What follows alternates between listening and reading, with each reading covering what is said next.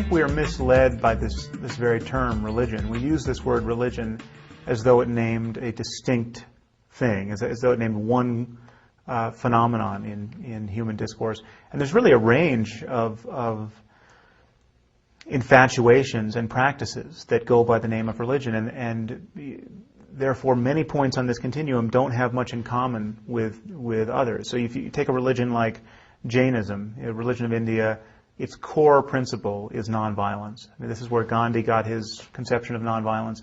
The Jains are vegetarian. They have no doctrine of holy war. In fact, they don't even have a proper doctrine of self-defense. I mean, they're pacifists. They don't want to hurt a fly.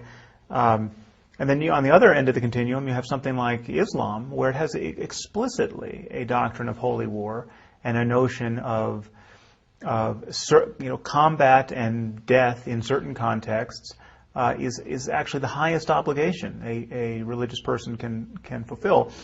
So these are both religions. So religion is a word like sport. You have a sport like badminton and you have a sport like boxing. They're both sports that one is much more dangerous. So I'm concerned. I'm obviously more concerned about religions like Islam, wherein you have this marriage of a variety of spiritual and ethical concerns, but also certain kinds of metaphysical certainties that inspire people to not only die, but to kill others in the process. And you don't have that in other religions. So I think we have to be clear about how this term religion can mislead us. I view religions as essentially failed sciences. I mean, religion was the discourse that we had when all causes in the universe were opaque. We didn't know the basis of anything. We didn't know why we were here. We didn't know how diseases spread or what disease was. We didn't know why people died early and why others flourished. We don't know what's causing thunderstorms or causing crops to fail. And we very naturally, as a cognitive and behavioral imperative, we form descriptions of the world and we try to figure out what's going on.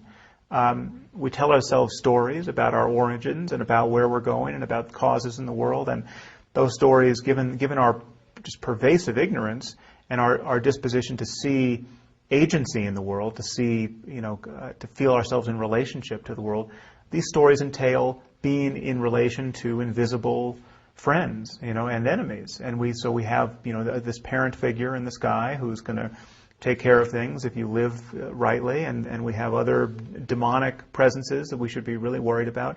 And gradually, what you see happening is that religion, as rationality and dozens of specific sciences were birthed in the human conversation, you see religion on 100 fronts losing the argument with science. I mean, we see that, on the front of human health and disease, religion, it used to be that you could get a diagnosis of demonic possession. I mean, that was a reasonable thing to believe you had if you were having seizures, say. But now we have a science of neurology and we know about epilepsy. And so when your kid has seizures, you don't go to the church to get him diagnosed and treated by exorcism. And so that's a good thing.